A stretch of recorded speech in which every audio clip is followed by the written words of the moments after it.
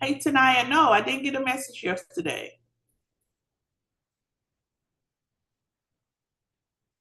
We'll talk about it. No worries. All right, it's 10:10. Hold tight.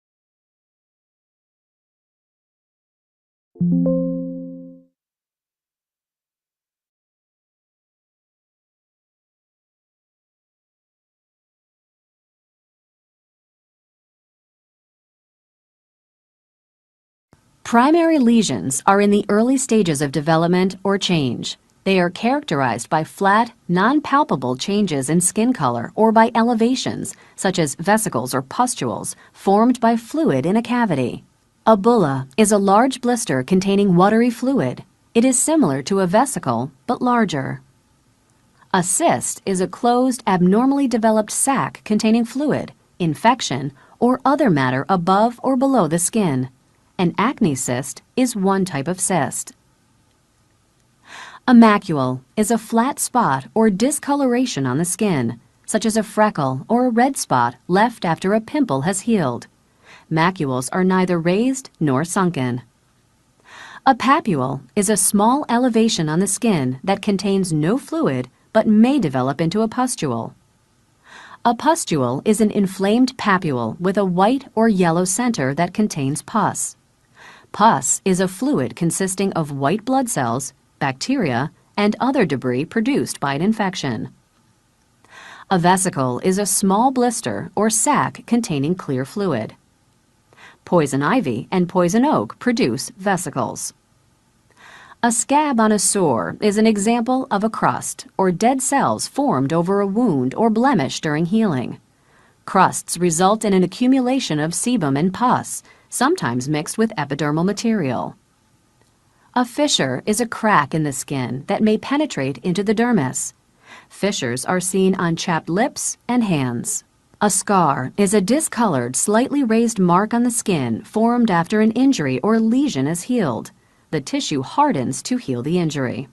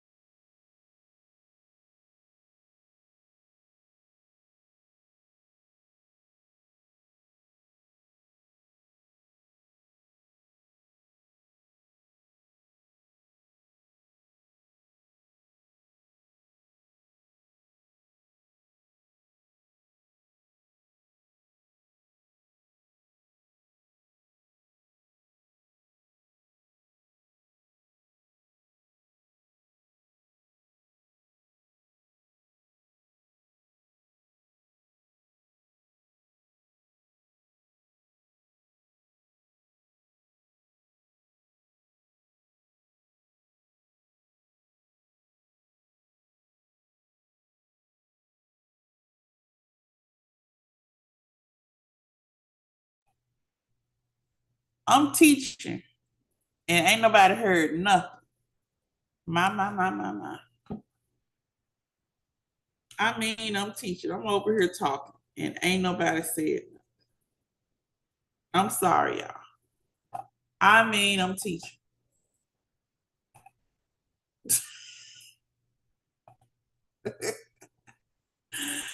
Oh my goodness. All right. Nevertheless, do it again. Nevertheless. Oh wow. Did y'all hear the video at all? Yes, ma'am. Okay.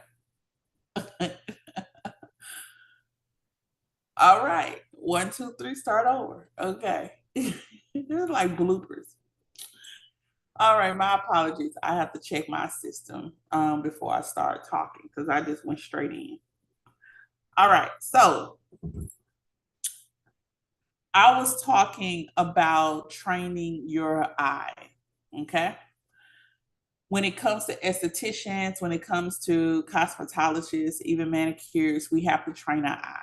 The consultation is going to be the conversation that we have, right? We're going to learn who our people are, who our clients are. We're going to try to learn as much as we can about them. What do they do when they're not with us? In the meantime, before they even came, first time clients, what have they been doing beforehand? And so that's the consultation. We're just building a relationship, trying to build a rapport, and trying to get an understanding of what we're working with. That's the consultation. The analysis is you training your eye. So no matter what course you're in, you need to train your eye. Okay. And when I say train your eye, which means trust yourself, what you see is literally what you see. Okay. What you see is literally what you see. So your client can say one thing: I'm in class. Uh-huh. Not anymore. Mm-hmm. No problem. I'm sorry. Yeah, so the analysis is training yourself what you see. Okay, so you got to train your eye. You can't train your eye unless you know what to look for. So everybody needs to understand first, what does healthy skin look like? What does healthy hair look like? From that, anything that's opposite of what you know is healthy hair or healthy skin is a problem. Okay. So we need to first be able to identify what those problems are before we even begin on solutions. And you can't do that unless you know what you're talking about and you have this knowledge base that connects with your eyes. All right. Which means it's very important for you to study your craft. It's very important for you to study your craft. Okay. Studying your craft, being knowledgeable of what you're doing, because a lot of people have the skill set naturally to do hair. They have the skill set naturally to do skincare, to do anything practical wise. They're a practical person, but they lack the understanding of it. If you can connect the practical hands-on component to the understanding of it, you would never be without a client because you're able to not only steer the client in the right direction, talk about how we can improve, give them solutions, give them a treatment plan, and also perform a service that is up top tier, you would never, you'll be trying to get rid of them. They'll be saying, nope, I ain't going nowhere. Because it's very rare. It's very rare that they find someone that connect the two together. And so I would like to be influential in one day and you guys say, hey, I know if anything, I learned this. I learned this. I learned that. And I want you to be 10 years, 20 years from now and having to go back and say, I remember what I was taught when I was in school. Because it's going to happen. It happens to me all the time. So having a great foundation is very influential to me.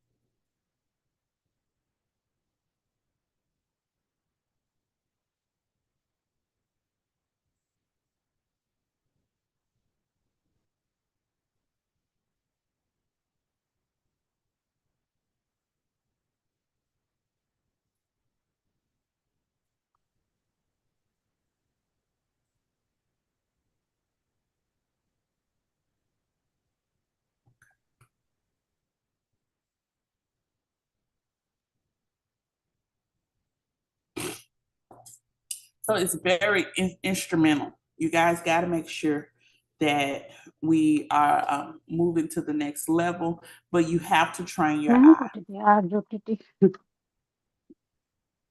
You have to train your eye.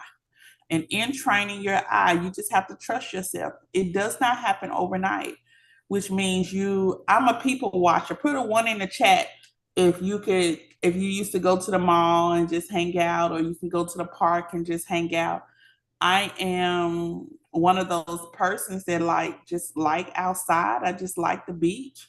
I like being in the park. Okay. Um, and I sometimes train myself. I would say, for example, when I was starting out, of course, I was reading publications every day, just trying to learn, trying to build a knowledge base of hair care. And I already had a natural gift, but I was trying to build my knowledge base of hair care. And so I would, anywhere I had to stand in line, I would use that person in front of me as a subject. Okay, so what's going on with their hair? What level is their hair?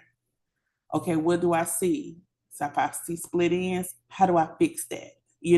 So that helped build my knowledge up, and didn't know it was going to take me into teaching. Didn't know it was going to take me and open up more doors where companies will want to hire me because of my knowledge. See, you guys don't know where, I mean, you probably got an idea, and if you're a believer, you don't know what God is doing on the other side. So I want you guys to stay focused, stay consistent, learn as much as you can learn, and then learn some more, because this is probably training ground. It's a preparation place for you, because there's so many things you can do and places you can go with your expertise. I have a best-selling book, and ChatGPT did not write it. I wrote this book in 2010, and it's still a bestseller. All right. I have a barber school now that is asking for me to print some books for his students. And when you guys get ready to go through hair color, it's a part of your curriculum. So you're going to use my book as, as additional leverage. And this is a promise to you. You're going to be a better colorist when you graduate than people who've been in the field 10 years. Now, I'm going to stamp that. All right. Because of, my knowledge base that I'm bringing to the curriculum. You can do anything. And I wrote that, I revised it like twice, but I still have people that say, it is considered like a color Bible. And I don't want nothing referencing the Bible. No, it ain't that good, but it's a good book, And so that all came from knowledge base. I did not have anybody in Memphis, and I love Memphis 901. I did not have anybody in Memphis that I could learn from. Anybody that looked like me also that I could learn from. They could only take me to a certain level. And I knew I could not keep guessing at hair color, and I just like the Lord. I got other things I need to pray for. I don't need to pray that this color come out the way I need to come out every time. I just thought of myself as being lesser, because I was just guessing, and I could make it look good, but I still didn't have the understanding of hair color. So I searched around, and I invested, and I traveled to different places.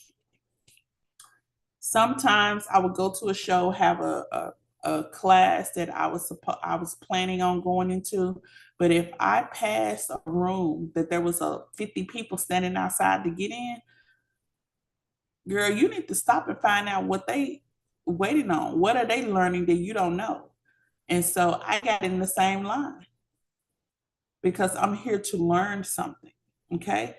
And I'm here to take something back. So I ended up getting a mentor out of New York and that really just, humbly showed me how, put the two together, broke down a teaching style, and I still teach from her style today. And everybody that she has taught, pretty much they're still teaching, and we all pretty much have adopted her teaching style. But she taught me some fundamentals that I never lose. And those fundamentals have helped me go to so many heights, you know? And so you don't know what it is that why you're here or what's going on, but it's literally for a reason. And I'm going to say these two chapters sometimes could be the toughest chapters for Cosmo and for aesthetics. But let me tell you, Cosmo, if you can learn scalp, hair and scalp, you will never be without a client. Just from the information of this chapter, your chapter, Cosmo, you will never be without a client. I don't care who is in demand, who does the best styles, you will always have a client. And you'll probably make more money than those who are the most popular. Okay? Because you are understanding solutions. You understand the problem and then you create solutions. Let me say that. You understand the problem with hair and scalp, and then you would create solutions. All right. And here's one problem: hair loss. This chapter tackles hair loss, and it tells you how, why, what are some of the causes, and then now we have to figure out how can we pause this? How can we stop this? How can we block this? Okay. And so you'll never be without a client. And even on aesthetics, you guys have diseases and disorders. You'll never be without a client, because guess what falls in that category? Acne. Guess what falls in that category? Eczema, dermatitis, dryness, okay, cracks. You'll never be without a client, because most people will come to you because there's a problem. And if you can identify the problem, skin discoloration, hyperpigmentation, dark spots, if you can identify the problem, there's a solution that they will pay for. So people can go and have some of the fanciest equipment, the fanciest, the Instagram with 1 million followers, but guess what? Those are going to be the people that come to you to teach them. So I don't want you to take it lightly. I don't want you to take anything lightly. This is a chapter, if you've never dove into anything else, dive into chapter 4 for skincare, chapter 4, and then dive into chapter 7 for cosmetology. I'm going to go to the next video, and then we'll move over to the ebook, because we're starting with aesthetics. This is face-to-face with skin disorders and diseases. You're going to see a lot of the primary lesions, because you need to identify these when you see them on family and friends. So this weekend, when you see people, you need to say, we talked about that in class. And I don't know about you, Cosmo, I don't want to get y'all in trouble, but I be asking people, can I touch your hair? I want to feel that hair, because by me touching their ends, I know if they're split, I know if they're brittle, I know if they're broken. And if I crumble your ends and your ends break, I know exactly what you're doing in your body that you probably should not be doing. Okay? If Cosmo, if you do a relaxer on somebody and then the scalp, the relaxer is white, then it turns green on the scalp. Oh, I know exactly what you're doing. You're putting some drugs in your body that you don't even, that are not over the counter. They are not prescribed. And so that tells me that you're doing it so much that there's a buildup in your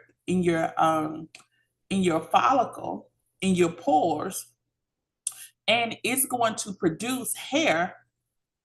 Hair should come out healthy. It's going to produce hair that is brittle, that is wiry, that is just look like the life of it has been sucked out of it. And you want me to repair that. Okay. And so we'll talk about it. We'll talk about it. But let's move on to this video, and then we'll move into our ebook.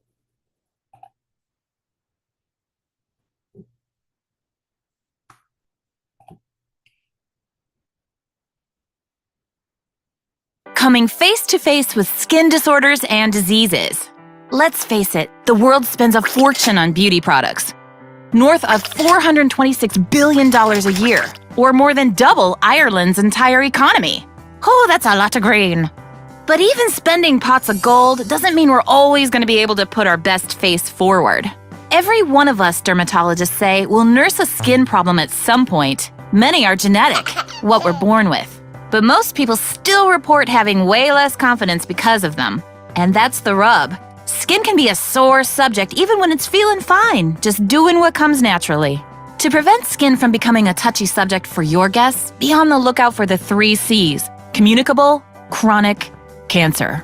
The first requires you to stop service. The second, a workaround will do. Third, you literally could save a life. Communicable or service-ending conditions pass between people. Stuff like warts, ringworm, and vesicles. Blisters caused by viruses like herpes simplex or varicella zoster. Chickenpox. Infectious vesicles are nothing like the blisters you get limping around during a night out in your best pal's stilettos. Although borrowing shoes is one way to get warts. Vesicles are highly contagious, bright red, fluid-filled sacs. Chronic conditions include psoriasis, eczema, and rosacea. Psoriasis is raised red skin with flaky silver-white patches. Outbreaks usually follow a trigger, like mad stress or bad sunburn. Eczema is inflammation, making skin itchy, red, and dry, cracked and leathery in severe cases. It's most common in babies and typically sorts itself out with age. Rosacea peaks in folks between age 30 and 60 with fair skin or who blush easily. It creates redness on the cheeks, nose, and forehead, sometimes with pimple-like bumps. And it's 3 times more common in women than men. When confronting chronic conditions in the salon, just avoid affected areas to prevent enraging the skin even more. Now, cancer. Fortunately, sightings in the salon are rare, but sadly this is still need to know. Not to freak you out, but as a stylist, you're in a position to be the first to spot when some growth's gone bad. Basal cell carcinoma, squamous cell carcinoma, and the deadly malignant melanoma. If something's iffy, you don't want to panic your guest, but gently say, if you haven't already, you should have a doctor check out what I'm seeing here. There's scads about skin that's perfectly normal, even if not what we'd want to see in the mirror. Wheals, papules, pustules, macules, keloids. Skin tags, comedones, cystic acne. The medical term nevus, or plural nevi, is used for things we don't think of as beauty marks. They're not so pretty, but still harmless moles, birthmarks, and other pigmentation imperfections.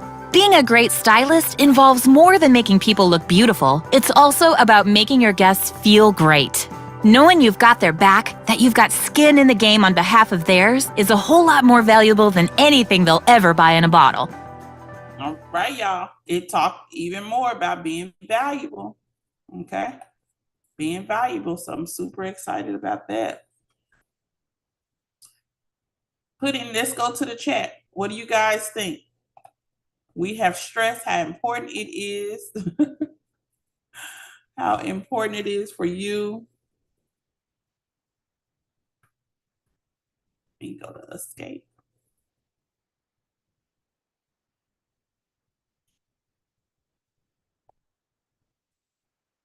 We stress how important it is for you to know and understand exactly what we have going on.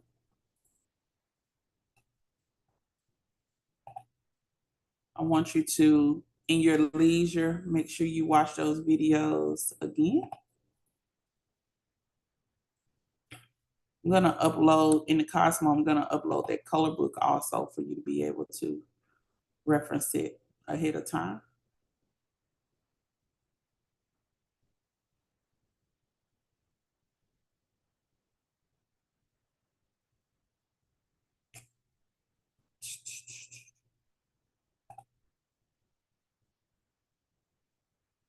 All right. Go to the chat. Go to the chat. See what we got in the chat.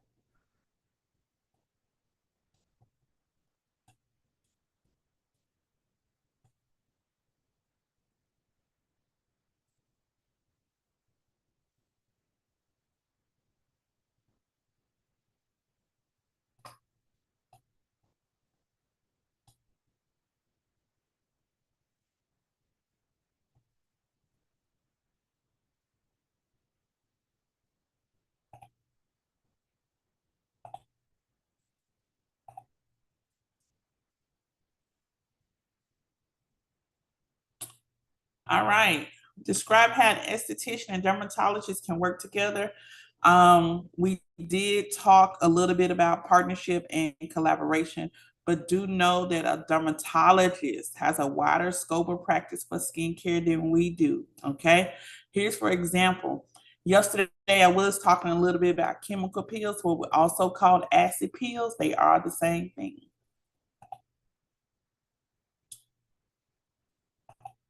You guys can't see what I see, so let me jump back in. Okay, Teresa says skin not only displays your appearance, but also your health. Amen. Yes, yes, yes. Period. Yes, yes, yes. Man, you could tell me what you're doing all day long, but if I can look at you and I was like, no, you ain't drinking no water. Nope. A guy came in and he was talking about his skin. He was like, I always get this. And you know, when the barbers cut their hair and they go around the little line and he broken out on both sides, I was like, yeah, you probably need to make sure your clippers are clean. It's like some little bumps. They say you need to make sure your clippers are clean, maybe going too deep into the skin. But also, sir, what's your favorite snack? And I was gonna say chips. He said chips. I said, yeah, you need to cut back on the chips. I can't tell you to stop, but it would be good if you took a moment to cut back on the chips, cut back on the sodas, reduce candy and reduce milk for a while. And he said, what? I said, yeah, all of that helps. It helps prevent the build of acne. So ice cream kind of makes your face look too? Yeah, too much of it.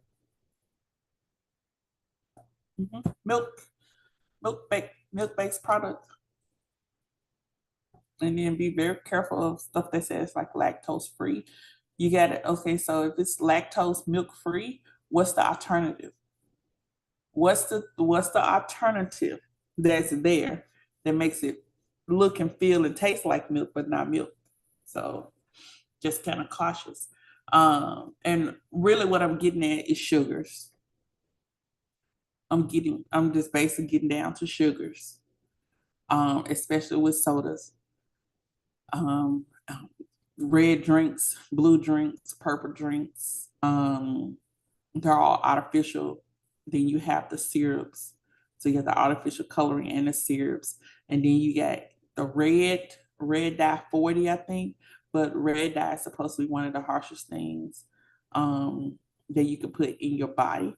And it is connected with, there's a study that has it connected with ADHD and a lack of clarity.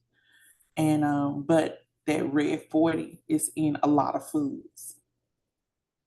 And so if you can, you gotta drink, whatever. I try to I'm not saying I do, but y'all, I've tried to make a commitment to myself to go with less color. And this is only like 3 days ago. I'm trying. Y'all check back in about 7 days. I'm trying to do less color. So that means I need to do more water. So less artificial coloring in my body and more water because it can cause breakouts. And let me tell you, there's a drink. People like it because it says zero. The little waters, the ice waters, the ice. Y'all know those? They be at Kroger and the stores and stuff like that. They got all the flavors, but they say ice. There's an app too. I need to find the app that if you go in the grocery store, you can scan anything and tell you where they rank as far as good for you or worse for you. It is the worst for you. It says the worst. So it may say no calories, but everything else is the worst for you. I was like, oh my goodness. Yes, yes, yes. And so also for my estheticians, and so people will start to say, even cosmetologists, people will start to say, what can I do for my skin? Once they find out who you are Because then they'll say, what's an esthetician? You got to tell them what an esthetician is, or you tell them what you specialize in. They'll say, well, what you think for my skin? And I get that a lot. I'm anticipating that question after I tell somebody what I do, or who I teach, or what kind of school, what courses I offer. And when I get that question, it's go time for me. All of my expertise or whatever I've been learning, it's time to put it into play. So I start looking at their skin and asking some of the obvious questions. Next, basically, what do you put in your body? Next, I may ask about their stress or reproductive system, menstrual cycle, things of that nature. And then I may ask about work. From those three things, it should give you a breakdown real quick of what may be going on with their skin, whether they're male or female. And one thing about it, men go through, women have menstrual cycles. Men also have a cycle, but they don't have it like us. It's more so like you'll see attitude changes, mood, endocrine system.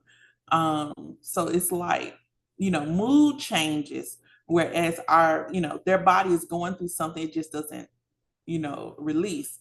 But our bodies go through something and it releases. And so a lot of times the men have breakouts in their skin too, right around the same time. And so then you have men that go through postpartum. You have men that go through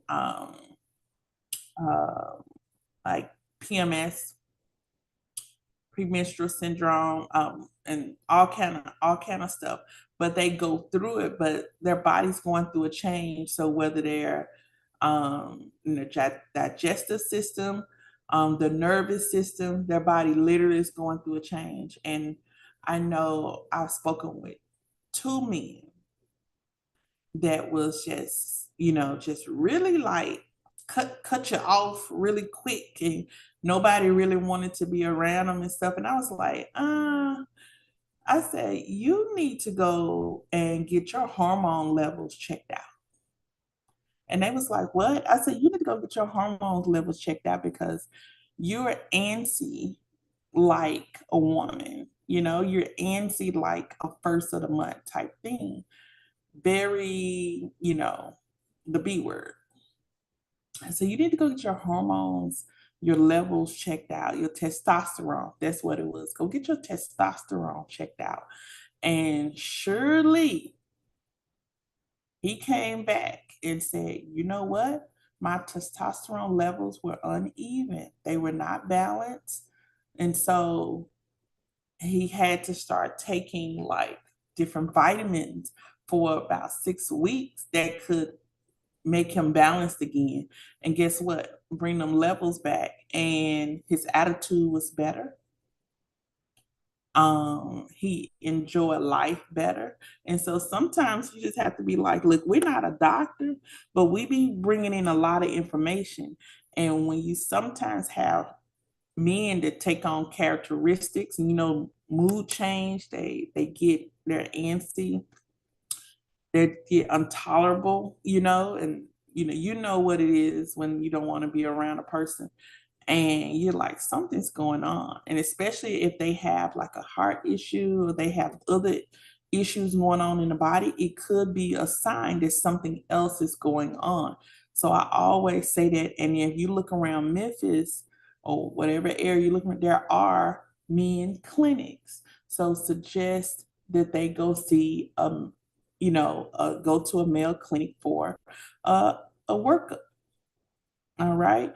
And so it's just something gradually that we learn. We're not doctors, we're not nurses, but when we retrieve this information, we hold it, it's not just for our primary client, but it could be for anybody, Let me go to the chat. See the chat.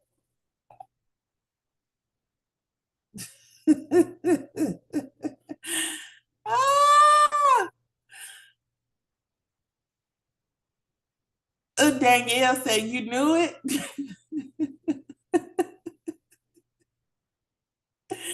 Yes, yes, yes, yes. And you guys know what? We need to call If somebody remind me tomorrow, if you're coming to school, we need to call a male clinic and see if we could come back for a field trip and watch what they tell you. Watch what they tell. And the male clinic is it gives the shots and things of that nature. So I'm telling y'all, I know from experience. Kayla is tripping. Yes. So, what works for the wife, they can tell them go home because they're going to tell you about their husband acting up and just having a bad attitude. Now you got some information. Go do the research, but kind of slip a note to your client and be like, look, you may want to go get him checked out because he may be going through something and it could be a sign of something else going on in the body. So, and it definitely was. Hold on one more.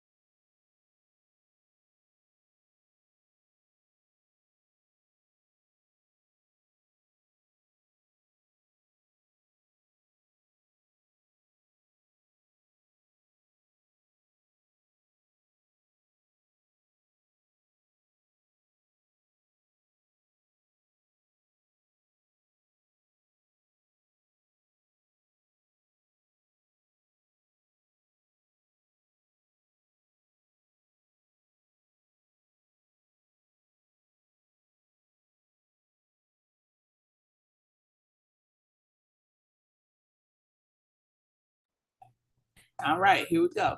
So yes, I just want to give you that little nugget. And don't forget, look for dermatologists in your area, Estes, cosmetologists too. And so look for a dermatologist in your area.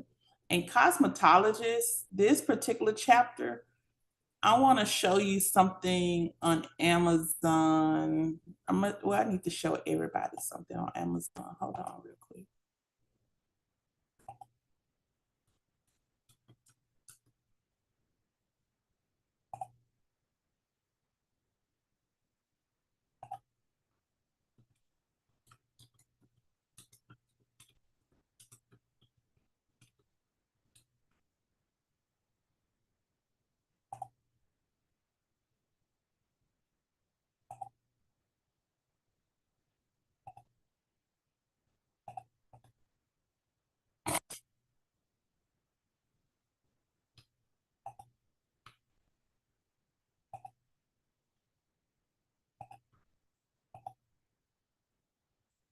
All right. If you're doing your wish list for the stuff you're gonna need for your salon or spa, I'm gonna tell you guys right now, add one of these hair and scalp analysis. All right. Add one of this, like this right here. This is $39. Y'all, but when a client see you invest, even though it's a minimum, because these machines go up to $10,000 or more. When a client see you invest and then you start talking some stuff that the other bootleggers ain't talking, they're gonna brag on you much more different. Well, my esthetician really cares about my skin, and she has this thing, and it does analysis of my skin, so she knows exactly what's going on. And my cosmetologist, this is what you're here. And so on Amazon, this one says it's 11-in-1 HD screen scalp analysis machine. So what you're gonna do, some of these come with the screen. We and can't some see it. Y'all can't see nothing at all. I Can can you see see it it? now. Sorry. All right. So first I was talking about this one that's $39. Just a little something for you to invest in, but it goes to your phone. So your client could be holding your phone while you are having this device on their scalp or on their face. So again, pulling technology in, but you are securing the bag, which means now you can sell your treatments. This pushes your giving you more credibility, so and literally you can say, if you look at this, you can see what's going on with your skin. I can do your facial, but you need to invest in blank service, blank service, blank service. And what happens is more of a confidence builder for you, that it really helps you sell your services, and it helps you identify what's really going on with their hair, skin, and nails. And so these go straight into the scalp. You have this monitor skin. You can see what your natural eyes cannot see. So these are scalp and skin analysis, and they do this on the face and they do this on the scalp. And this is a treatment by itself. When they book the consultation, could be a part of the consultation, guys. And so this is why your consultation will have a price tag way more than what anybody else.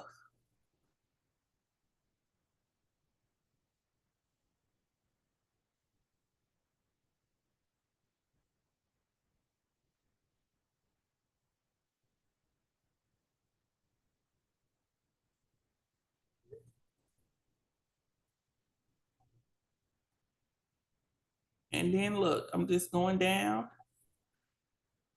These, I've seen 1,000, I've seen 1,500, but we've seen as cheap as 39. Look at this one. It's a handheld dermoscope, skin analyzer machine. I might get this one for the school.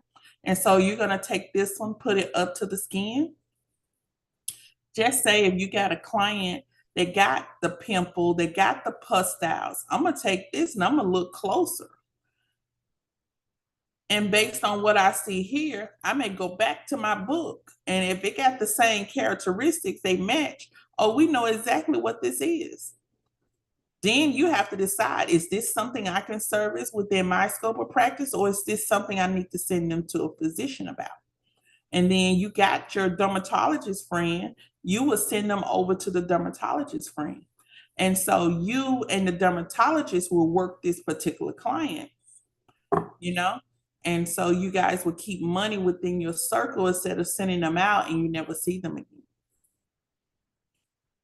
This one here is $99. It's an AI smart analysis for hair, the hair follicles, the scalp.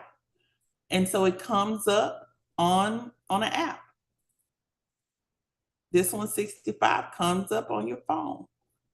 So those are some things that literally you should look into too, because even if you ladies are going to do lashes, there's so much going on in around the eyes. You can do analysis around that area and really sell the clients on some other stuff. And this day so happen to have Kitty here. But I love this product. It just so happened to be here, but I love Kitty. So when it comes to guys or even ladies with scalp issues, but guys with beard and scalp issues, like itchy beards, bumps around the beard, pustules, all that stuff around the beards. This is my go-to, Kitty. It is, they have a whole line of shampoos. It smell bad. It smell like tar. But let me tell you, it's a very popular product amongst barbershops. And it deals with men that have issues around the beard. And not talking about just a little itch, but issues around the beard that probably has pus and pustules and all kind of stuff, from dirty clippers, all kind of stuff. And so it's also a great retail product as well to send over. So they just happen to be right there. And so for estheticians, I would use this if you were servicing men, grooming them. This could be something like a retail product that you would send home with them. When people are saying that they make beard products, I want you to smell it. I want you to ask them what the base ingredients are, because it should be something that's similar to this product. It should be something bentonite. It should be something tar based.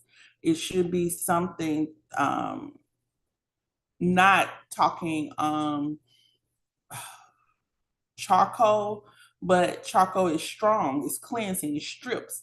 And so it should be something that's strong enough to pull out, and then you can add moisture back in. And so this is another reason why everybody should be getting it together.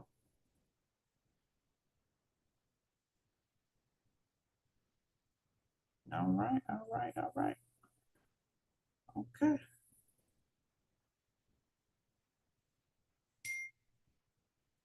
Hold on, my mom is just leaving.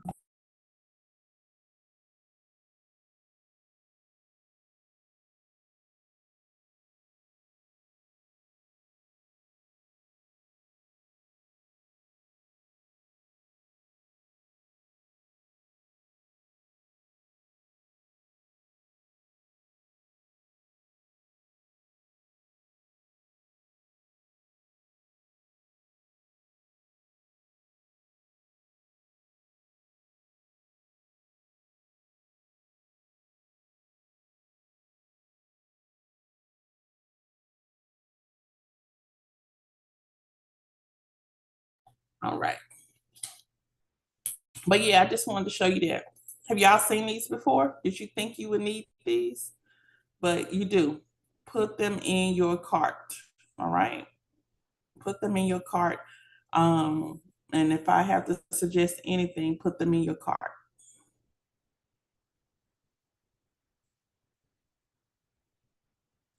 And just look for a skin and scalp analysis.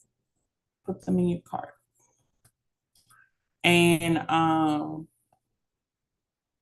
those gonna be a lot of products they try to sell you? You don't need nothing but baking soda and water.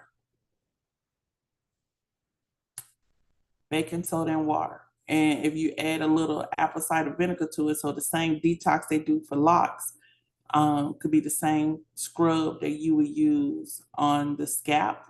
And we also use that as a do-it-yourself like scrub on the face. Okay. But be mindful when you're doing it on the face, whatever's under there is going to come up. So don't have to go to the prom or go to a wedding tomorrow and that's what you call yourself doing, because or in 2 days, because you're going to see a breakout. But the breakout is going to be good because whatever was going to come up later, it's going to come up all at one time. And you want it to come up so you can get it out of the skin. All right. And so that is, and when you're using it on the scalp, you want to detox those pores. So you're getting rid of all the dirt or sweat on top, around, surrounding, inside that pore. So it's a deep cleansing. It's pulling everything up. You do have to replace it with hydration, okay? So you have to replace it with steam, serums. You may even have to spray toner on the scalp to help balance the pH, soften it back up. Because if you don't, it's going to leave the hair and scalp very, very dry. Okay. So did y'all think that was a beneficial nugget? Put a 1 in the chat.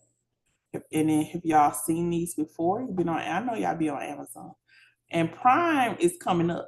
Y'all tell Amazon, I probably need to go be an affiliate. But Prime is coming up. So if you want something, just make sure you go and, get it checked out. Great, great, great. I enjoyed teaching y'all too. So that's good. Going back over to our lesson.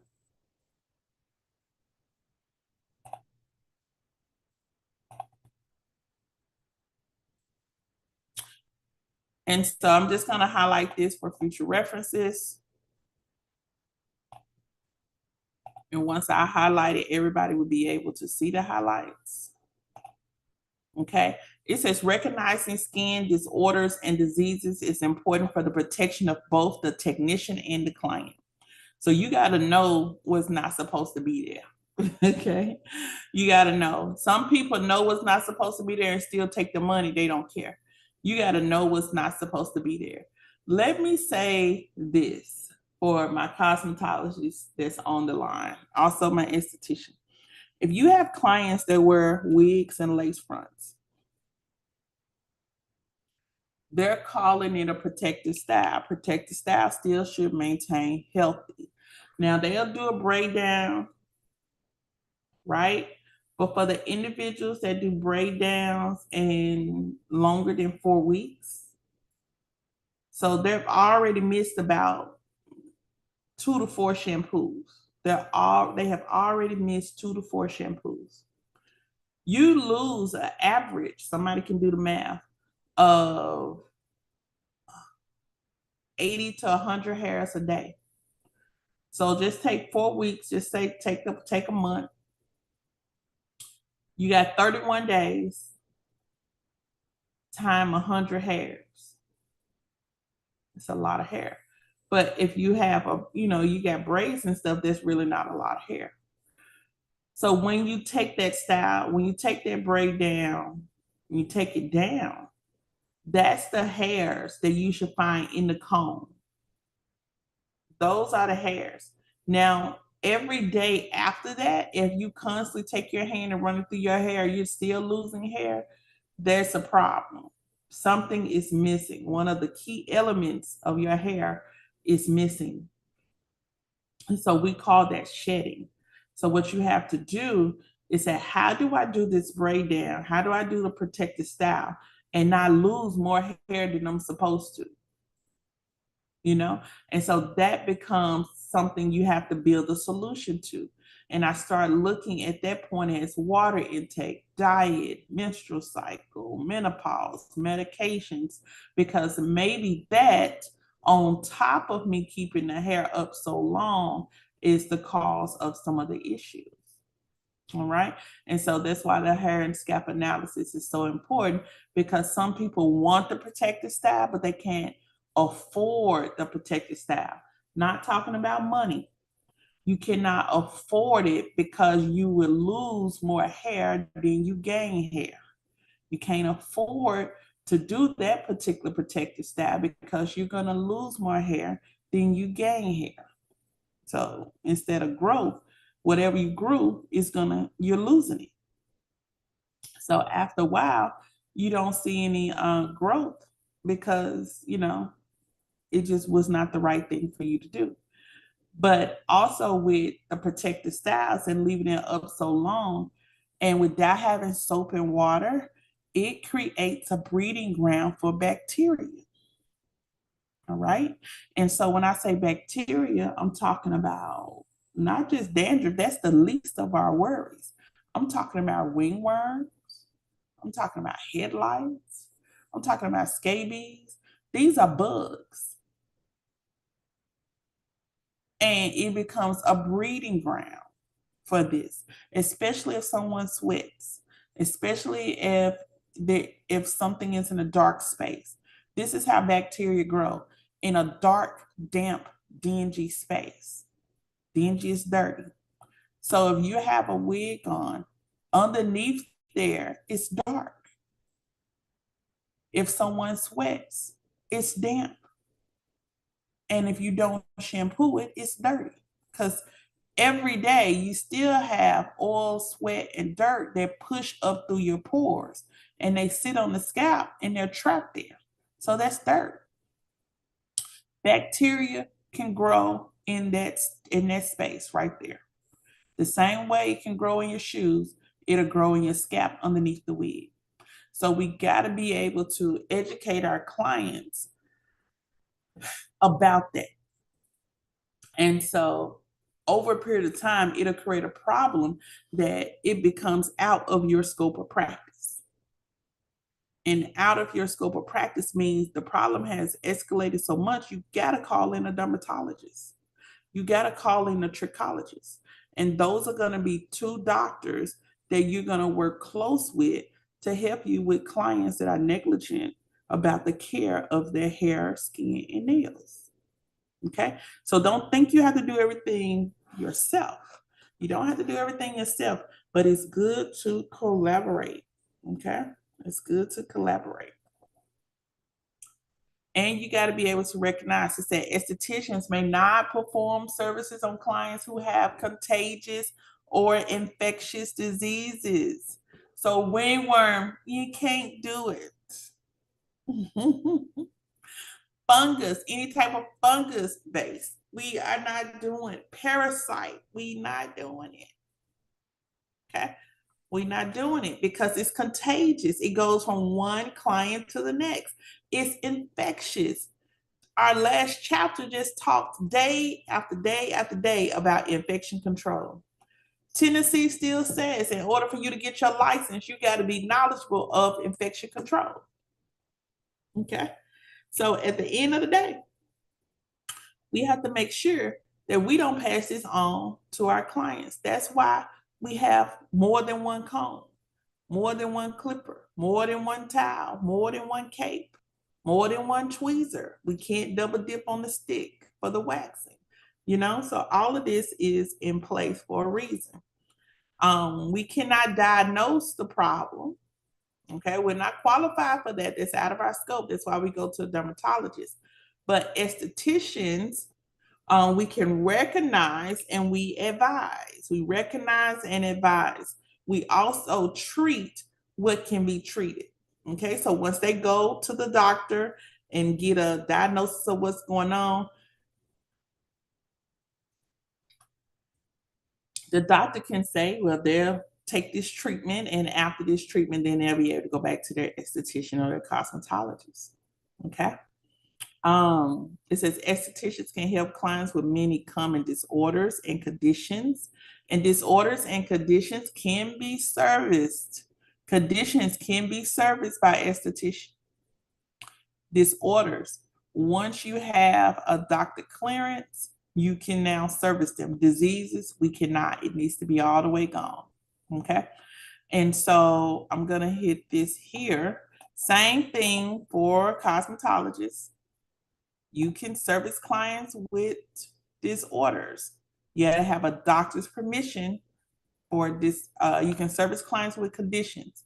You got to have a doctor's permission for disorders, and diseases you can't touch. Okay. So clients that have rosacea, acne, and hyperpigmentation. Let me tell you now, these are the top 3 things that are going on with people's skin. Listen to me closely, cosmetologists as well, because you operate in a factor of aesthetics. This is the top 3 things. If I would tell my estheticians anything, specialize in acne, where rosacea will be in the category of sensitive skin. Specialize in sensitive skin or acne or hyperpigmentation, discoloration. Because everybody wants to even out their skin tone.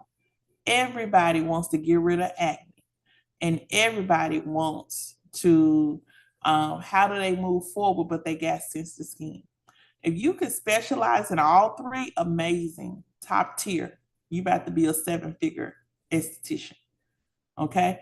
But if you just choose one, you're doing better than everybody else. How many people watch the Netflix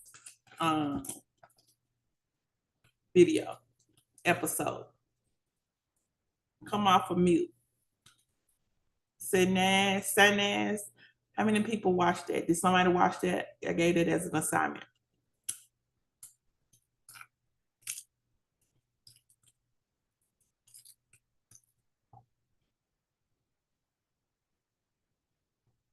Nobody watched it?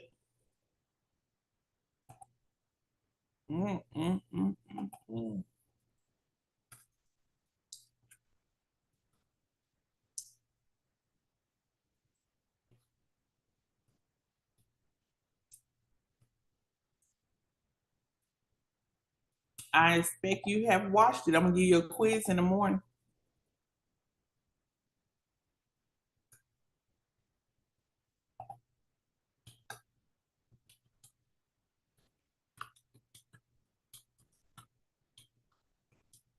think I gave it to my estheticians.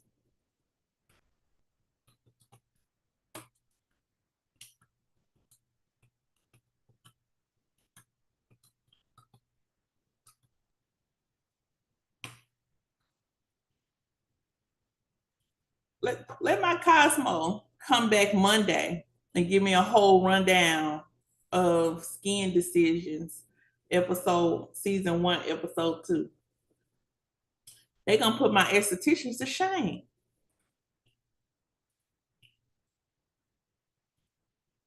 Wednesday, while I got note, we're going on a field trip Wednesday. So everybody needs to be here.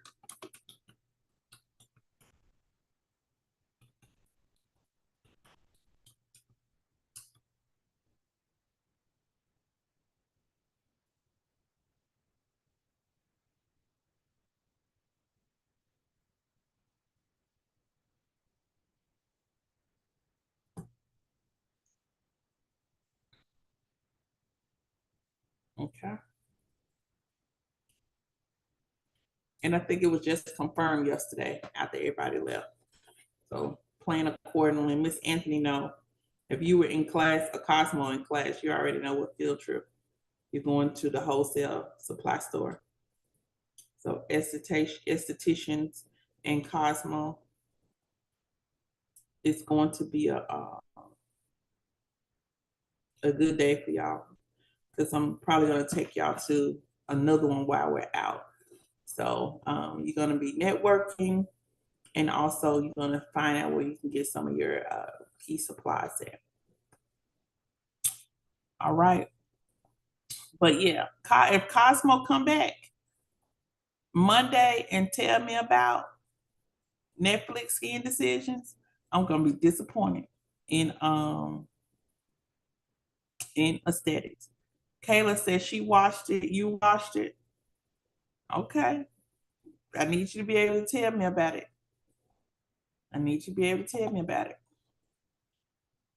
Okay. So now that we know we can't diagnose anything, we can do common disorders, we can do conditions. Let's make sure, if I ever could steer you in the right direction, always, if you see an article on any of these, see a class on any of these, take a look at it, okay? Because it's going to help you in the long run. A lot of people, after all the glitz and glamour is over with, they have issues with these, okay?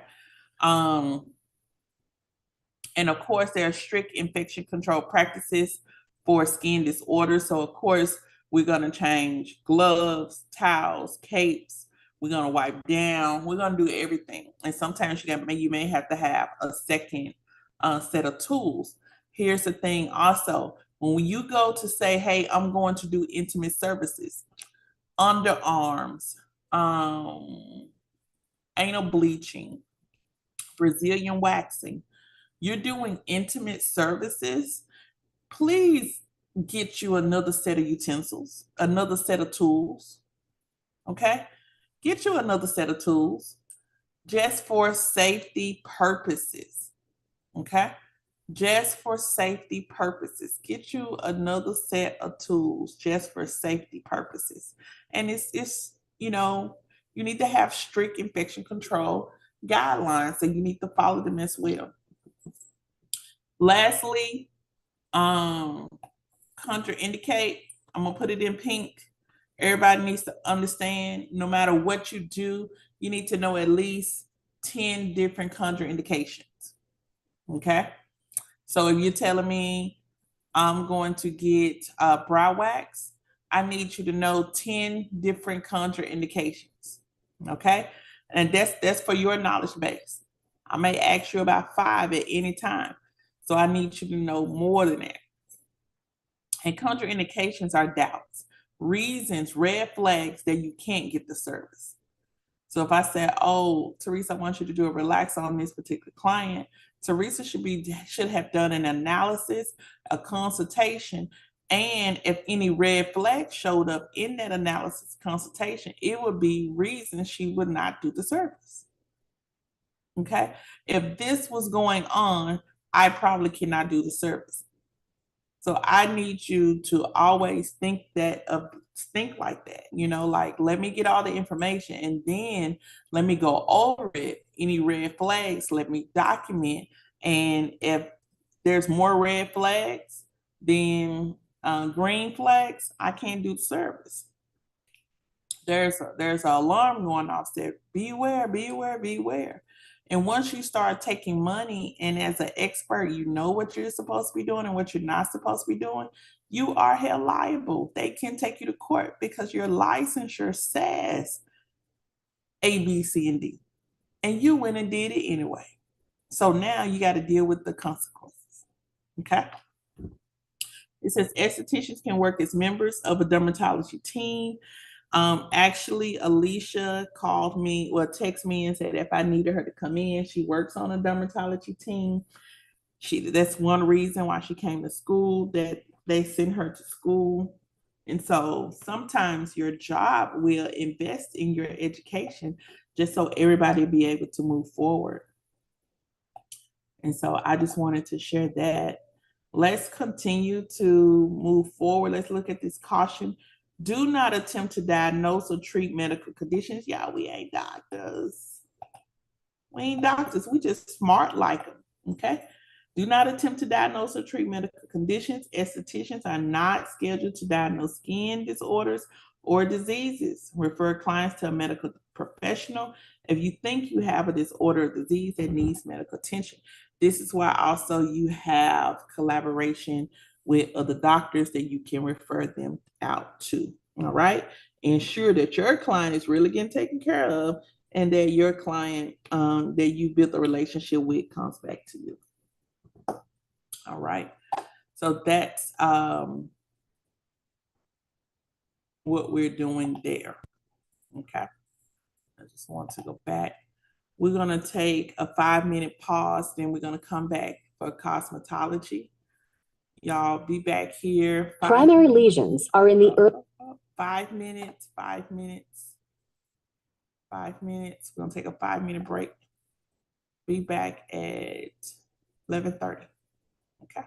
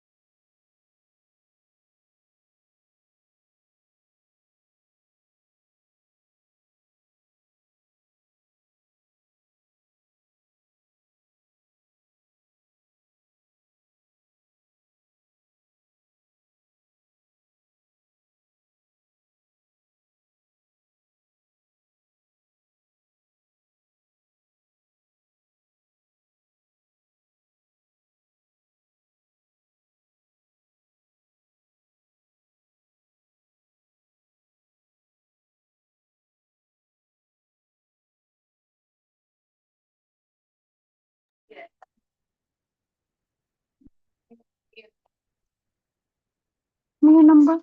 931 Give me a moment. 931. 349 1987.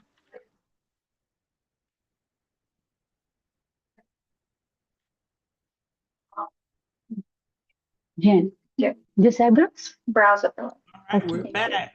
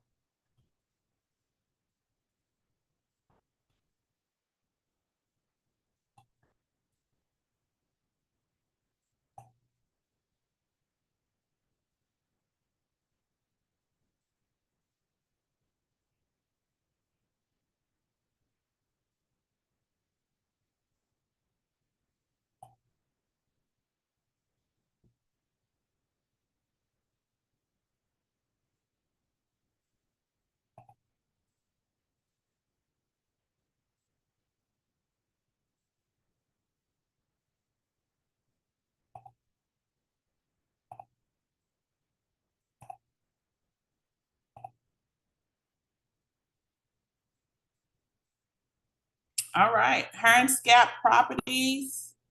Cosmo. Bob has requested a perm from Marta. But after a close examination, Marta determines that a perm could damage his hair. Your client's hair is counting on you to steer them in the safest and healthiest direction for their hair's unique properties. And a hair and scalp analysis is the first step in determining those unique properties so you can make informed decisions about how to proceed. Services, like cuts and styling, are often determined by wave patterns, texture, and density. And more intensive chemical services like coloring, perming, and using relaxers can cause a different reaction in each person's hair. But when you know the possible effects, you'll also know how to avoid any negative ones. This is even true for thermal styling.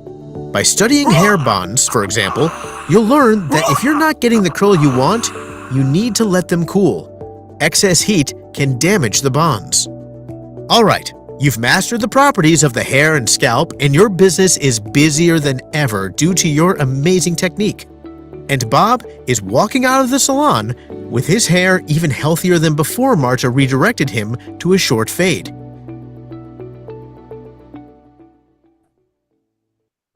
All right, that's your initial video. Let's see. Go back here.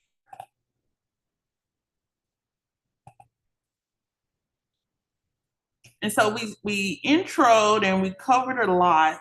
Let's begin to now start to break a few things down when it comes to hair and scalp. You guys also will have continue to highlighted areas as well.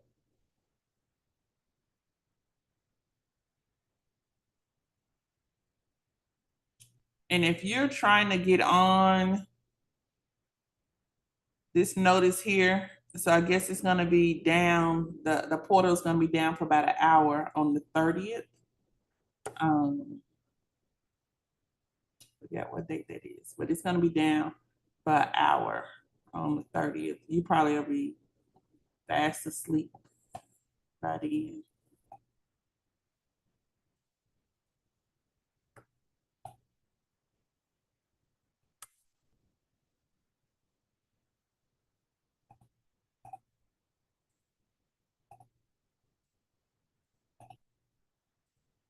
All right.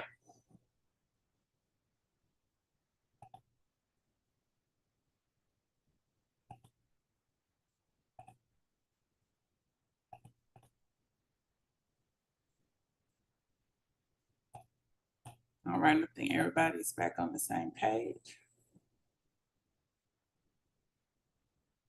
Just recapping about analyzing the hair. You should have already started your check-in questions. We talked about trichology. Now let's begin to break down the components, the structure of the hair, which is the key reason why we're here. This is what I need you to know. The hair root it lives inside the follicle. The hair shaft is what we see with our naked eye.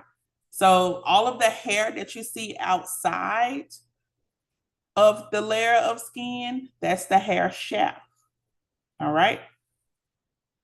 Can somebody tell me where's the hair root? Unmute. Tell me where the hair root is.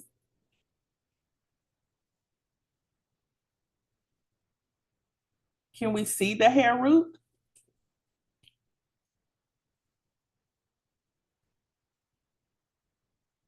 You can unmute. Can we see the hair root? No. The hair root cannot be seen with the naked eye. The hair root is inside of the follicle, which is found underneath the layer of skin. Okay? The hair shaft is what we see. You take your hand and you rub it across your head and you feel all that hair. Those are hair. That's the hair shaft. You take your hand, rub it across your eyebrow, you feel that hair. That's hair shaft. The hair that you can see. Okay? The hair root cannot be seen with the naked eye. It lives inside of the follicle, which is underneath the skin. The hair root, that's the hair root that lives underneath the skin. The hair shaft is the exposed hair that we can see, that we can touch, we can feel. Okay? The hair shaft has 3 components. The hair shaft has 3 components, and we'll talk about that. Okay, so look at this picture. I also showed you a picture, just Googling a picture. But here's the thing. We talked about the papilla, pulling in all the nourishment. Okay, and the nourishment comes from the circulatory system. So when they literally say you are what you eat the food, the good and the bad goes to the circulatory system. Okay? The byproduct is the waste. So you eat the food, your body, your digestive system works with the circulatory system, okay, works with the endocrine system. It pulls, it's gonna put all the good stuff and the bad stuff, it's gonna pull it out, go to the circulatory system. Circulatory system is gonna send that nourishment to every organ, every part of your body. When it gets to the hair, the papilla is going to pull that nourishment, okay, from the blood. It's gonna hold it. Then it's going to send it to the bulb, B-U-L-B. The bulb is then, the hair is being created, okay? Then it's going to create a root. So the nourishment goes to the circulatory system. From circulatory system goes to the papilla. Papilla holds it. Goes to the bulb where the hair is, the germinative, the matrix, the hair is formed. From there, the hair creates a root and starts to continue to feed off the circulatory system. So it goes papilla, bulb, root, papilla, bulb, root. The hair grows, okay? And then it protrudes out of the scalp. The hair is alive inside of the follicle. But once it protrudes outside of the scalp, it is no longer alive. So the hair that you see on the scalp, under the underarm, in any area, rub your arm, rub your face, any hair that you see is not alive. It is still attached. You know, the hair root is still intact. The only thing that's alive is whatever's inside of the follicle. the stuff that you see on the outside, that's not alive. This is why we have to have so many treatments and conditioners and things like that to make it look good. Okay. I just wanted to make sure that was explained. Okay.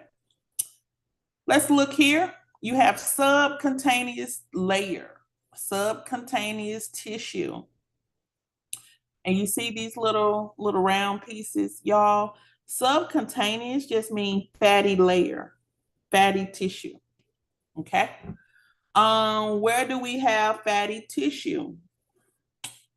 Around the bones, anywhere there's curvature in the face or in the body, fatty tissue. All right. As a person ages and a person loses weight, they diminish the fatty tissue. The fatty tissue is good. It's good to stay there because it gives you plumpness. Otherwise, if you didn't have subcutaneous tissue, if you didn't have fatty tissue, you would just have skin on top of bone. And you can tell in someone's face when they have lost their fatty tissue because you start to see the skeletal protrude out. You start to you could see the actual skeletal bone structure. Okay. I know you guys have probably seen that before.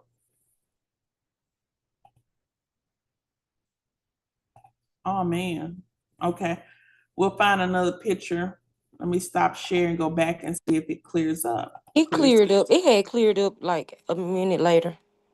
Okay. Okay. So I want everybody to know subcutaneous tissue equals fatty tissue.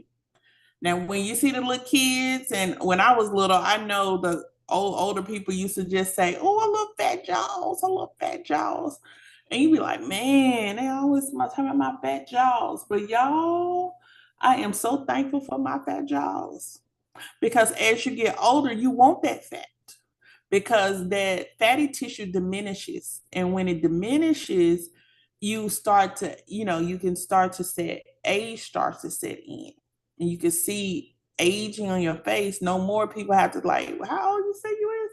But no, they can see it on your face. And really older, you start to look older than what you are.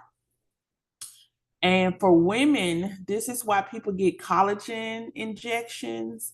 Um, this is why they get implants in their cheeks and stuff like that because it gives curvature, it gives youthfulness to the skin. Okay. And this is why sometimes you have transgenders that, are in hormonal transition.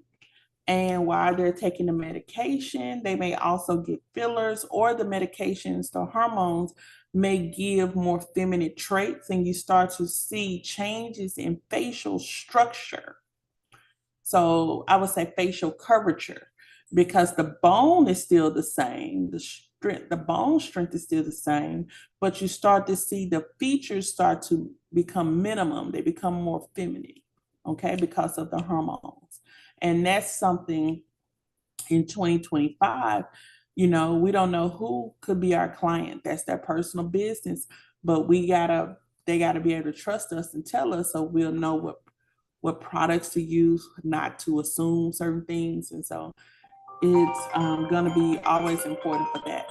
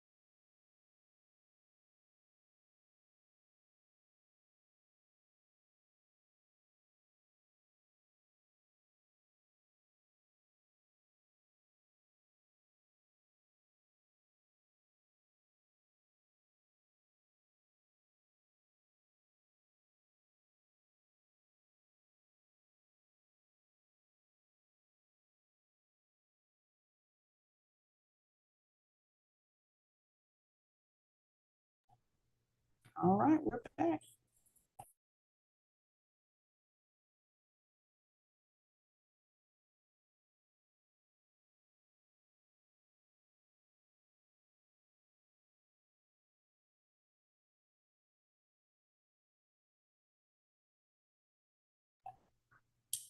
All right, so long as everybody knows subcutaneous tissue is the fatty tissue, and we want to leave a part of that. Then you have dermis, okay? Dermis. The dermis has about 5 different layers, okay? And we're going to break that down. The dermis has about 5 different layers of skin.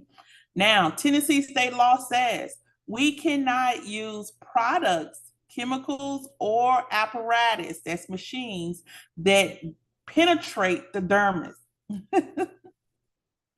This is why we have so many restrictions in skincare and cosmetology of what we can use, because even when it comes to chemical peel, acid peels, we can only use the product to penetrate the epidermis. When it talks about coming down here to the dermis, those are not approved in Tennessee. So you may see somebody using all kinds of peels and things like that, and they're from Instagram. Look at where they from. They may be from a whole different place where their laws are lax. Tennessee, not so. Okay, not so in Tennessee. And so we have restrictions. But guess what? In this area, we can use things in the epidermis. We can use things like the LED.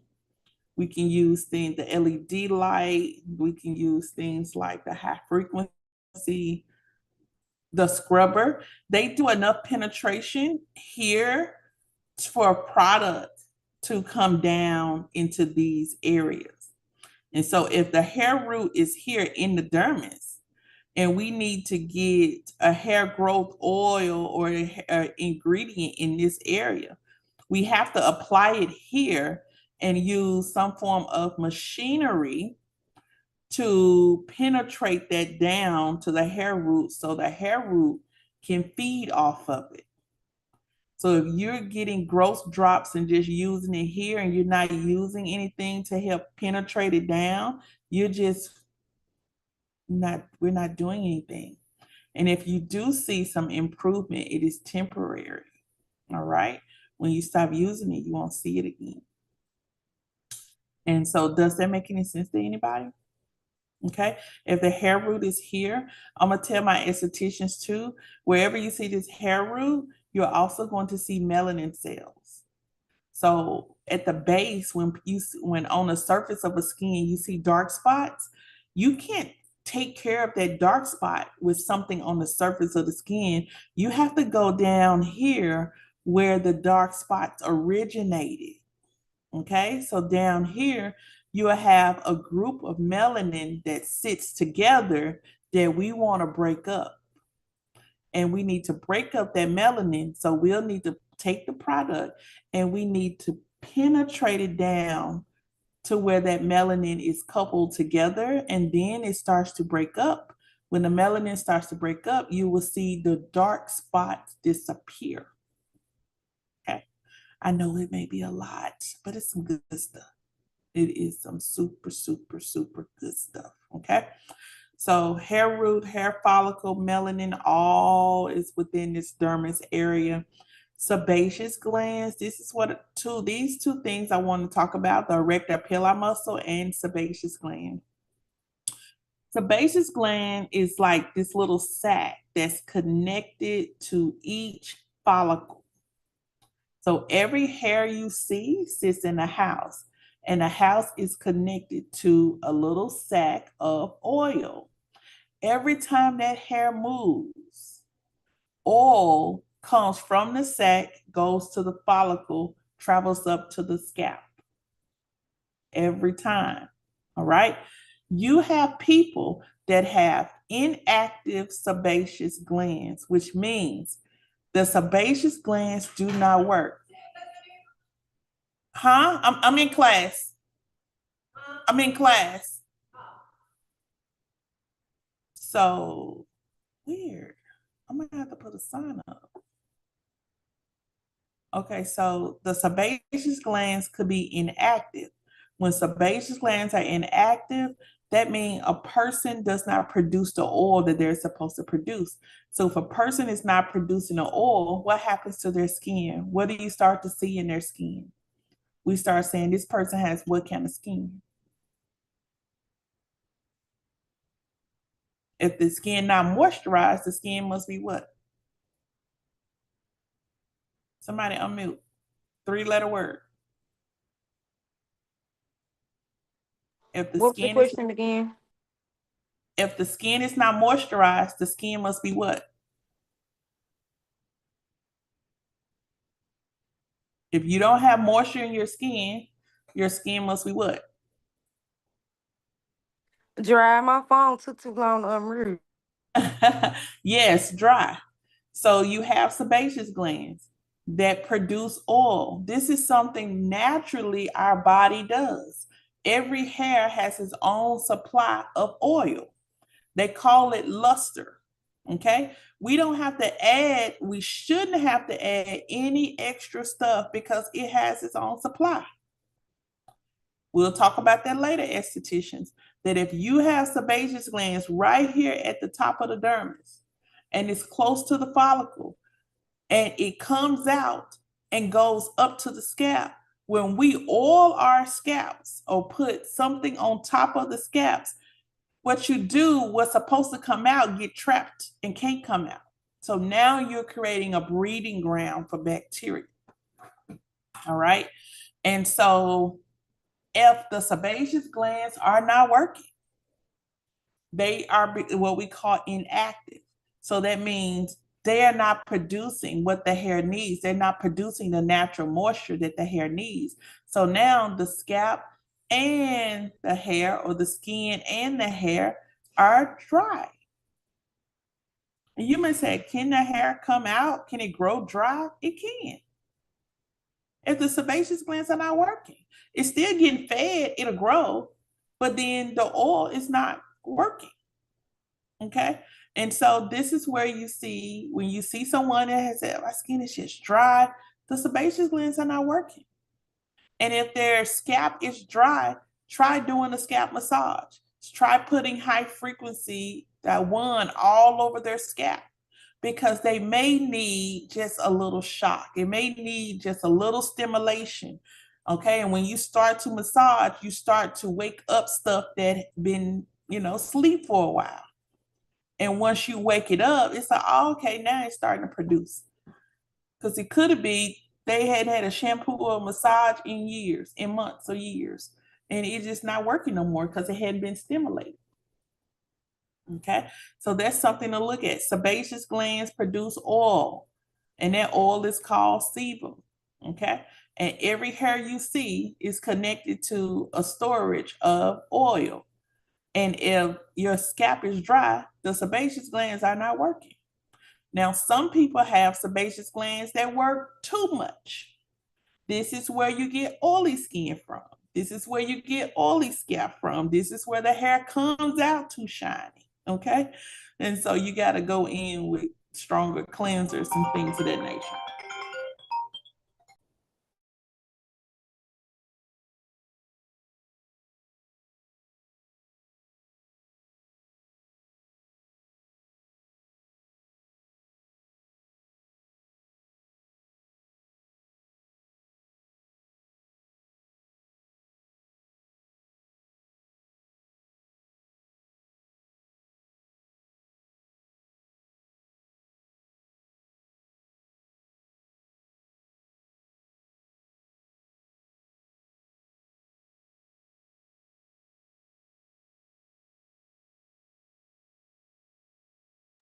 The next thing we're looking at is the erector pili muscle. Say that 3 times. Erector pili muscle.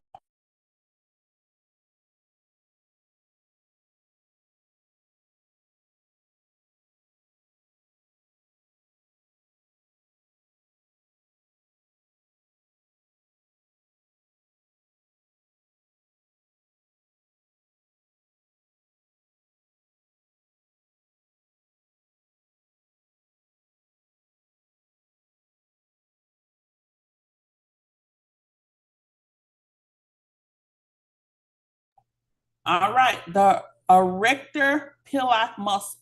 All right, this muscle is responsible for goosebumps. Look at the arrow. The muscle is connected to the follicle. Every time this muscle senses fear or cold, it is going to tighten up. When it tightens up, it makes the hair stand straight on end. So this is where you say, "Oh, my hair just stood up off my skin." It have detected fear or it has detected coldness. All right, the erector pili muscle. So not only do you have an oil supply, sebaceous gland that's connected to the follicle, you also have a muscle that's connected to the follicle, which means massaging the scalp, okay, relaxes this muscle, produces natural oils. It has so many benefits. It wakes things up. Could it be the person's hair not growing because things are just lying dormant? Once you start massaging that scalp, and let me tell you something, hot towels, heat is a form of massage. Go to the sauna. Ain't nothing wrong with the sauna. That heat is gonna pulsate and wake some stuff up. Get a scalp massage. Go get a massage, y'all. Tell them people to massage your feet. It's so many foot massage places. Tell them to go to your esthetician and just tell them, "I just want a scalp massage. I just want a facial massage." That is the most beneficial thing to me. And shout out to Kayla. Gave me a facial yesterday and I got so many compliments. Shout out, Kayla. But yes, we're gonna go get us some massages. So, and if someone is looking like my hair is just not doing what it needs to do, you probably need a scalp massage. You probably need to brush your hair every night 100 times. Brush your scalp because that increases blood circulation. It wakes up everything that the follicle is connected to. And when I tell you, people will say, "Oh, I'm gonna go to sleep." Every hair has a muscle. Can you imagine all those muscles being tense? Oh my goodness. And then can you imagine all those muscles relaxing?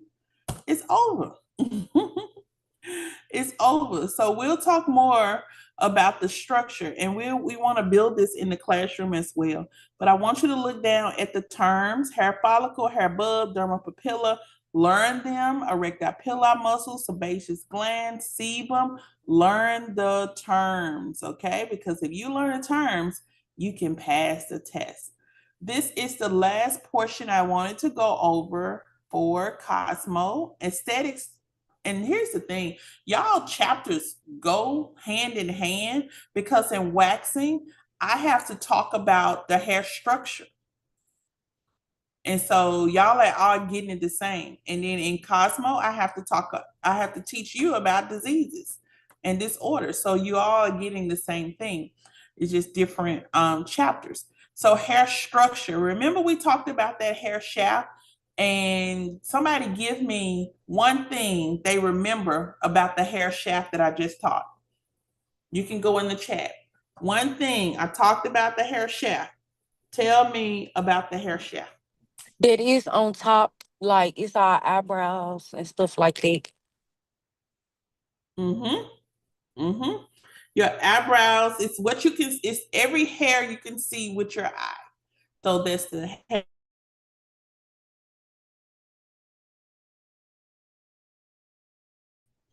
It sits outside of the skin. The hair root sits under the skin. All right. So the hair shaft is broken up into 3 pieces, 3 layers, 3 layers, 3 layers. Now, for my esthetician, my cosmetologist who did the permanent waving yesterday, you guys naturally you softened the hair shaft. All right. You soften the hair shaft. Okay. When we do the brow lamination, you are softening the hair shaft. Okay. It says the hair shaft, also known as the hair strand or hair fiber, is the non-living portion. Didn't we just say it? I want y'all to remember that the hair shaft is not alive. It is non-living portion of hair that extends beyond the skin or scalp. Non-living. What's alive? Only the hair root.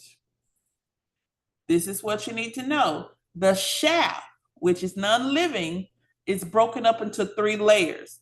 Those layers are cuticle, cortex, medulla. Cuticle, cortex, medulla. Never forget it. Whenever you see the question, you're going to see it again and again and again. What are the 3 layers of the hair shaft? It's going to be cuticle, cortex, and medulla. All right? The hair cuticle is the outermost. That's it. You can see the pigment. Okay, that's the outside layer. The cuticle protects the cortex. What's the cortex? The cortex is where all chemicals take place. This is where your hair color changes. This is also where the texture changes. Okay, chemical texture. So your hair goes from curly to straight, and then it goes from straight to wavy or straight to curly. All right. So this is where your relaxers and permanent waves, your Jerry curls, the Gina curl, all take place in the cortex. You change your hair from black to blonde in the cortex. Okay. The medulla is an empty pit. It's like a core, and I said pith, it's P-I-T-H. It's like the core of the hair shaft. It's empty. Excuse me. So Ms. Cox, what do you mean that it's empty? If the hair is thin, you don't have one. If the hair is coarse, you got one. That make any sense? If the hair is thin, you don't have one. But if the hair is coarse, you got one. All right? It's an empty pit or the core. So the hair shaft, the non-living portion of the hair outside of the skin, has 3 layers. Those 3 layers are cuticle, cortex, and medulla. I will urge you this weekend to learn more, read more about the cuticle, the cortex, and medulla. The cuticle, when you do a roller set and you wet the hair and you roll it up and you get up on the dryer, you are simply breaking the weak bonds in the cuticle because you're wetting, then you're straightening, you're blow drying, then you're straightening. All those bonds are weak. All those bonds can be broken by water. So if the hair is rolled or if it's straight, you put water on it, it's gonna change. So the hair cuticle has weak bonds. The cortex have the stronger bonds, and they can only be broken through chemicals. What are those chemicals? Relaxers, permanent waves, Jerry curls, bleach, permanent hair color. It's the layer that has to be changed through chemicals. Okay? Medulla, sometimes absent in fine to very fine hair. So if the hair is thin, you don't have one. If the hair is coarse, thick, you get one. All right? I said a lot. Can somebody give me, let's look at the picture. I want to give you a visual. You got the cuticle, and the cuticle is 6 to 10 layers. Then you got the cortex. That's the center, the next layer. And you have the medulla. That is, there we go, the core. Keratin, okay? Now, keratin is what the hair is made up of. Keratin rebuilds the hair. Keratin is found in the cortex. So where all that chemical stuff is, that's where keratin is found. When you have weak hair and it's breaking, you need a protein treatment. That's a keratin treatment. It'll go into the cortex and start to strengthen from the inside out. So a lot of topical products and sprays that say they strengthen hair, they ain't doing nothing, because once I shampoo that, I gotta find another way to do something. You need, if you want results, go where the keratin, the protein of the hair is, and rebuild it there. How do we do that? Apply the product and apply steam. Remember, steam is gonna push steam, just like in facials, you have the machines that push. The steamer is going to push past the cuticle and deliver the protein to the cortex. The cortex is going to be strengthened. And when the cortex strengthens, everything else is going to act up, it's going to act right. Everything else that was acting up is going to start to act right. Okay? Every time you do a chemical service, you weaken the strength of the hair. So you gotta put back in it what's missing, right?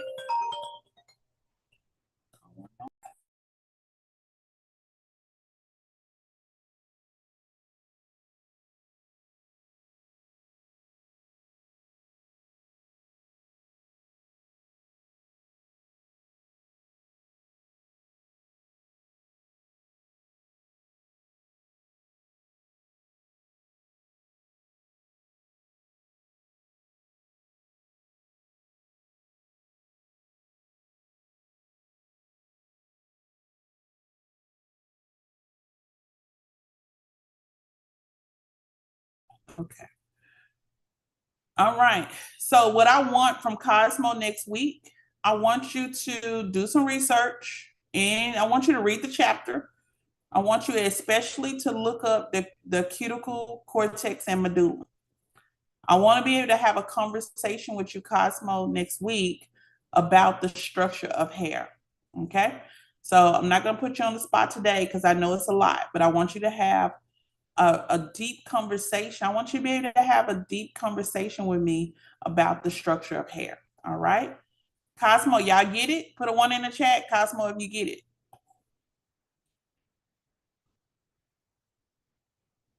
Guess what? Estheticians, I need you to know it too, because you guys are going to be waxing. You need to know about the hair that you're removing. Okay. Not only waxing, you may sugar the hair. You may use layers. Everybody has to know about the structure of hair. So that's the conversation I want to have next week with Cosmo and Aesthetics. Let's go a little deeper, guys. Let's go a little deeper. I want you to be able to articulate in your words, your summary of the hair shaft structure. Okay. Which means we may be doing some visual drawing. I may print out something. You may be building something. Who knows? Who knows? But it's going to be a fun week next week because we got field trip. And so every now and then we need to get outside the 4 walls of the school and career-wise see what everybody else is doing, and we'll come back in. May even do a salon stop or something, okay? So be prepared on Wednesday. I want you to be looking super, super cute. And I will be here tomorrow with my estheticians from 10 to 2. Estheticians, if you're not coming, you guys need to let me know, okay? So we can plan accordingly because you guys work on each other. And if you're not going to be here, we need to work on our marketing a little bit more. All right. Y'all have a blessed and amazing day. I'm no particular homework assignment. The homework assignment is continuous. Go ahead and do your check-in questions. Go ahead and do your index cards. Okay. Yeah, Kayla, tomorrow. Now, Kayla, you only did a facial, so you can bring a facial client. Okay. Every time we teach you something, I feel like you have moved on to the next thing, then you'll be able to bring a client for that. But of course, you're lashes, so you want to bring a lash client, that's fine. I know you know how to do that. But yeah, bring your facial client if you want to. Okay. Y'all have an amazing day. I got some paperwork to do for about an hour, but y'all give me a call if you need anything, email, text, or just pick up the phone. Y'all have a blessed day. And Cosmo, enjoy your weekend. And if you need anything, you know how to contact me. Be blessed. Stay safe, y'all. Stay safe.